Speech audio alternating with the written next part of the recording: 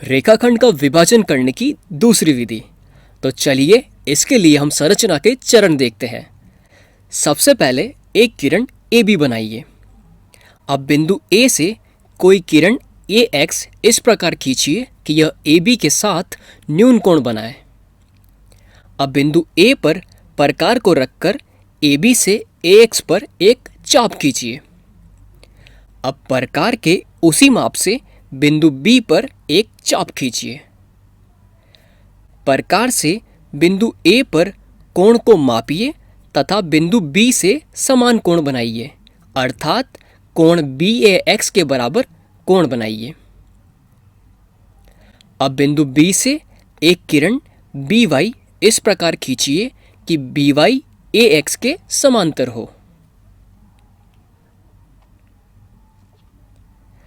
चूंकि हमें विभाजन अनुपात दिया गया है m/n बराबर 3:2, इसीलिए ए एक्स पर 3 चाप A1, A2 और A3 तथा बी वाई पर 2 चाप B1, B2 इस प्रकार काटिए कि AA1 बराबर हो A1, A2 के बराबर A2, A3 बराबर BB1 बराबर B1, B2 हो।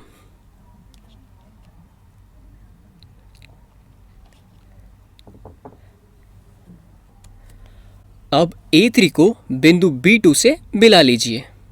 मान लीजिए रेखा A3B2 भुजा AB को बिंदु C पर प्रतिच्छेदित करती है। तो इस प्रकार हमें प्राप्त हुआ AC/CB बराबर 3:2। त्रिभुज AA3C और त्रिभुज BB2C में कोण ABY और कोण BAX बराबर है, क्योंकि ये हमें रचना से प्राप्त हुआ है। और कोण AC/A3 और कोण BC/B2 ये दोनों भी बराबर है, क्योंकि ये दोनों शीर्षाभिमुख कोण हैं। और कोण AA3C और कोण BB2C ये दोनों भी बराबर है, क्योंकि ये एकांतर अंतःकोण हैं। तो AAA प्रॉपर्टी के द्वारा हम कह सकते हैं त्रिभुज AA3C त्रिभुज BB2C के समरूप है। तो BPT के द्वारा हम कह सकते हैं AA3 बटे BB2 बराबर AC बटे BC होगा। और हमें रचना से प्राप्त हुआ है AA3 बटे BB2 बराबर 3/2। इसीलिए हमें प्राप्त होगा AC बटे CB बराबर 3/2।